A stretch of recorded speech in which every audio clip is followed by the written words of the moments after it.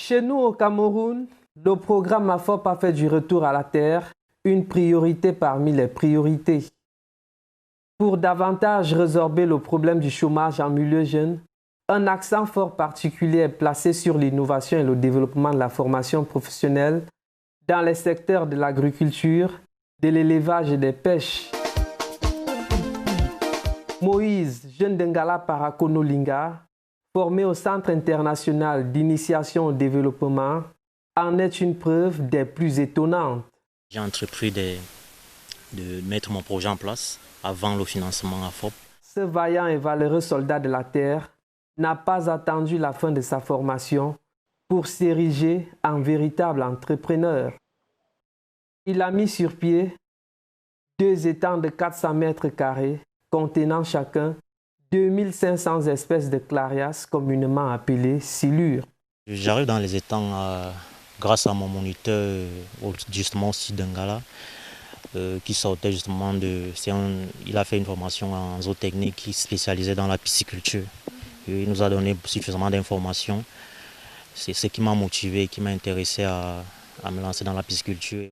Hormis la pisciculture, ce pur produit du site, originaire de la Haute-Sanaga, excelle également dans l'agriculture qu'il pratique dans ce même village de Ngala qui lui a grandement ouvert ses bras. Présentement, j'ai mis en place 1 hectare de maïs et 1 demi-hectare de bananiers plantains.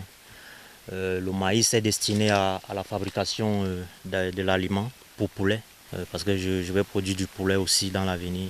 Et le plantain, lui, sera écoulé.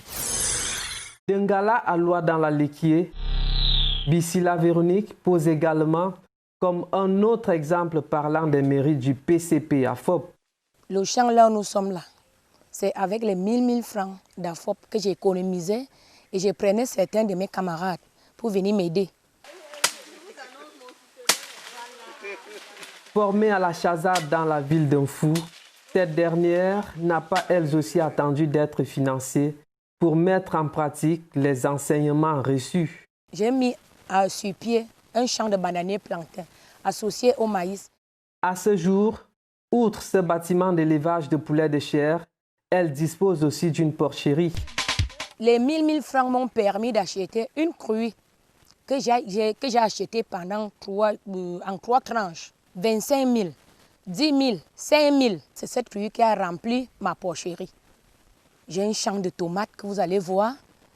J'ai encore mis sur pied un champ une cacaoyère que j'ai eu les plants par la délégation d'arrondissement d'Obala, 2400 plants que j'ai mis sur pied au mois de mai.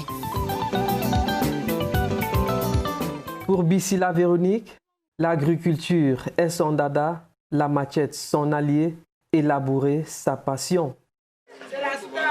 Partons à Ekekam dans l'arrondissement de Lobor où une autre success story fait de grandes envies et laisse de fortes impressions.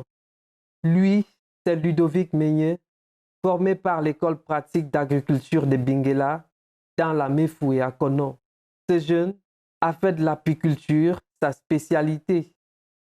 Il est de la 4e promotion des exploitants agricoles. Pourtant, rien ne le prédestinait à ces métiers. J'ai fait des études dans la maintenance des systèmes et réseaux informatiques.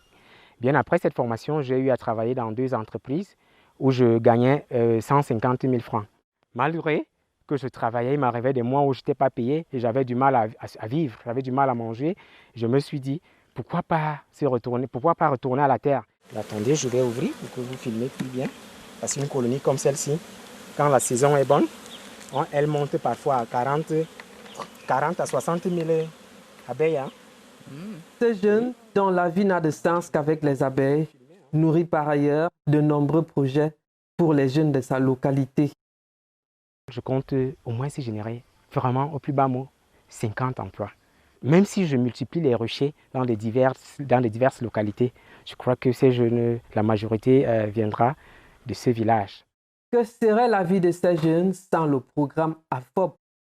Si je pouvais porter AFOP, mettre à côté de Dieu, sans AFOP, je ne suis rien. Ne croisons pas les mains pour attendre que l'homme nous donne.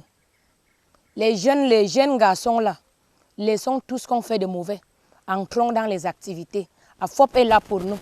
Si le doute et l'incrédulité habitaient les esprits des uns et des autres jusqu'ici, nous pensons avoir complètement levé ceci par les exemples dignes de remise en question et d'inspiration suscités par nos trois génies de la terre.